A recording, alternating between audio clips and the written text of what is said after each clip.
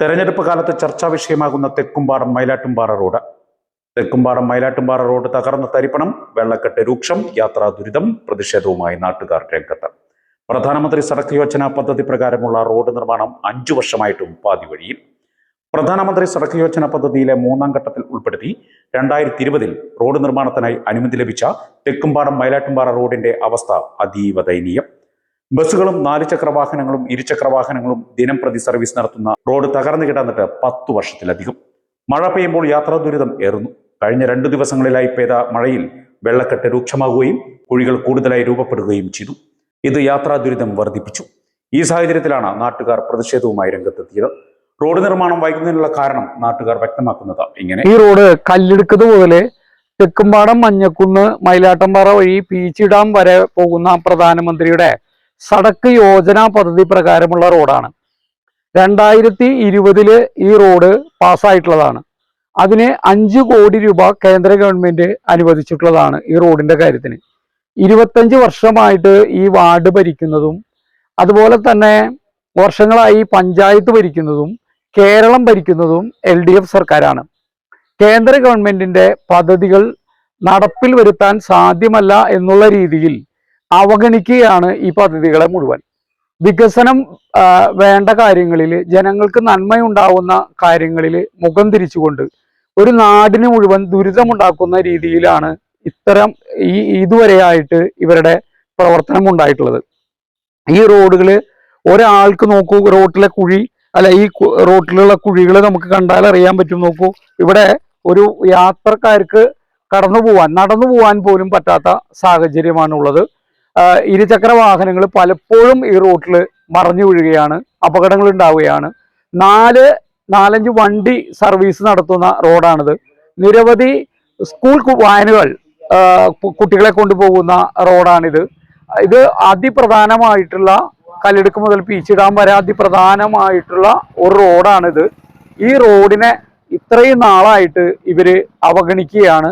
നാടിന്റെ വികസനത്തിന് ഒപ്പം നിൽക്കേണ്ട സർക്കാരാണ് അവഗണനയുടെ മുഖമുദ്രയായിട്ട് മാറിയിട്ടുള്ളത്. ഇതില് ജൽജീവൻ മിഷന്റെ പൈപ്പിടൽ പണികൾ, എല്ലാ വീട്ടിലും കുടിവെള്ളം എത്തിക്കാൻ വേണ്ടിയിട്ടുള്ള കേന്ദ്ര ഗവൺമെന്റ് പദ്ധതിയാണ് ജൽജീവൻ മിഷൻ. ഈ ജൽജീവൻ മിഷന്റെ പൈപ്പിടൽ ഇതുവരെ പൂർത്തിയാക്കിയിട്ടില്ല എന്ന് മാത്രമല്ല, അതിന്റെ ടാങ്ക് പണിയാനുള്ള സംവിധാനം പോലും പഞ്ചായത്ത് കണ്ടെത്തിയിട്ടില്ല. മഞ്ഞക്കുന്നിൽ ഒരു ലിഫ്റ്റ് ഇറിഗേഷൻ പദ്ധതിയുണ്ട്, അതിന്റെ പൈപ്പിടൽ ഇതുവരെ പൂർത്തീകരിച്ചിട്ടില്ല. ഇത്തരത്തിൽ ഈ റോഡിന് വേണ്ടിയിട്ട് യാതൊരുവിധ നടപടിയും ഇവരുടെ ഭാഗത്തു നിന്ന് ഉണ്ടാകുന്നില്ല എന്ന് മാത്രമല്ല, അവഗണിക്കുകയാണ് ചെയ്യുന്നത്. റോഡിന്റെ നിർമ്മാണം ആരംഭിക്കുന്ന അതേ കാലഘട്ടത്തിൽ തന്നെ Jal Jeevan mission, Manjakkunnu lift irrigation എന്നീ പദ്ധതികളുടെ പൈപ്പുകൾ സ്ഥാപിക്കാൻ പഞ്ചായത്തിന്റെ നേതൃത്വത്തിൽ ആരംഭം കുറിച്ചു.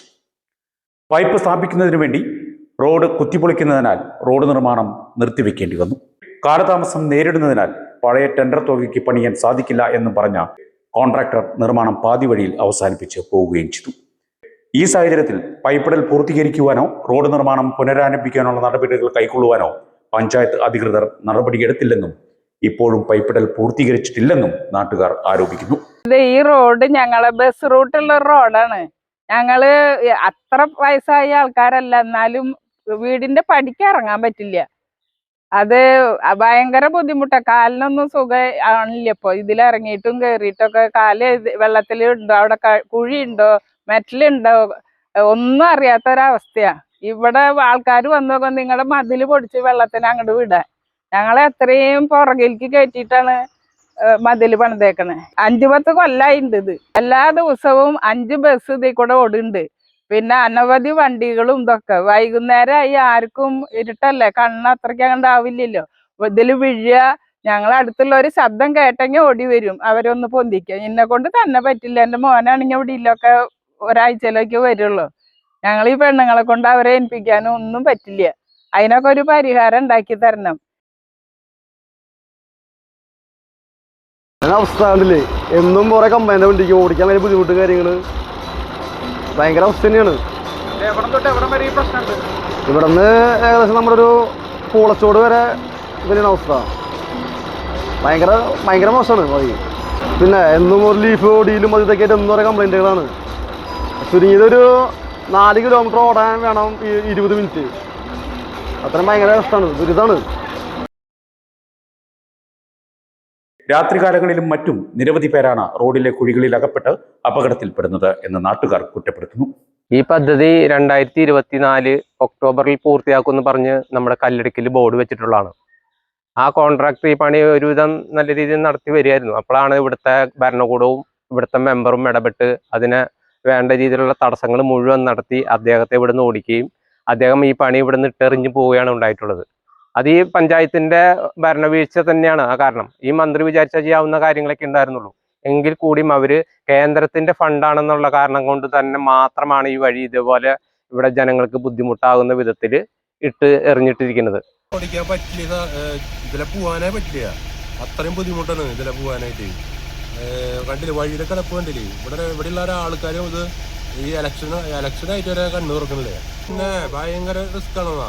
അവിടെ എത്തിപ്പെടണമെന്നുള്ള പാടാലോചിക്കുക. വൈകാണ്ട് കിടക്കുന്ന ഒരാളെ കൊണ്ടുപോകാൻ ഇത് ചോദിക്കുക. ഒരു രോഗിയെ കൊണ്ടുപോകണമെന്ന് എന്ത് ചെയ്യും ഈ വഴി കൂടെ? ഭയങ്കര ധൈര്യം വേണ്ട. വളരെ ശോചനീയാവസ്ഥയാണ്. അതായത് ഈ LDF സർക്കാരിൻ്റെ ഭരണത്തിൻ്റെ ഒരു എന്താ പറയുക ഒരവസ്ഥയാണത്. നമുക്ക് പറയാൻ പറ്റില്ല. ഞങ്ങൾക്ക് വണ്ടി ഓടിക്കാന്ന് പറഞ്ഞു കഴിഞ്ഞാൽ 10 ദിവസം കൂടുമ്പോൾ ഞങ്ങളുടെ വണ്ടി വർഷത്തിൽ വരുന്ന സ്ഥിതിയാണ്. 10-20 വർഷകാലമായിട്ട് ഈ പഞ്ചായത്ത് ഭരിക്കണതും ഈ വാർഡ്, ഈ 10ാം വാർഡ്, 12ാം വാർഡ് അങ്ങനെ എല്ലാം ഭരിക്കുന്നത് ഈ LDFൻ്റെ അധികൃതരാണ്. അവർ ഒന്നും ഇന്ന് വരികയായിട്ട് ഒന്നും തിരിഞ്ഞു നോക്കിയിട്ടില്ല. റോഡിൻ്റെ അവസ്ഥ നമുക്ക് തന്നെ കണ്ടാലറിയാലോ. അനുഭവിച്ച് ഞങ്ങൾ ഇവിടുത്തെ താമസിക്കുന്ന ഈ സ്ഥലത്ത് താമസിക്കുന്ന ആളുകളാണ് ഞങ്ങൾക്ക് എന്താ പറയുക ദുരവസ്ഥ എന്ന് പറഞ്ഞു കഴിഞ്ഞാൽ അത്രയും കുട്ടികൾക്ക് ഇവിടെ ഒരുപാട് സ്കൂളുകളുടെ വണ്ടികൾ ഇതിനെ പോകുന്നുണ്ട്. ചില ദിവസങ്ങളിൽ ആ വണ്ടിയുടെ വീലുകൾ ഊരി പോയിട്ടും കുട്ടികൾ സ്കൂളിൽ പോകാനുള്ള ബുദ്ധിമുട്ടും ഒക്കെ ആയിട്ട് വളരെ വളരെ ദുരിതമാണ്.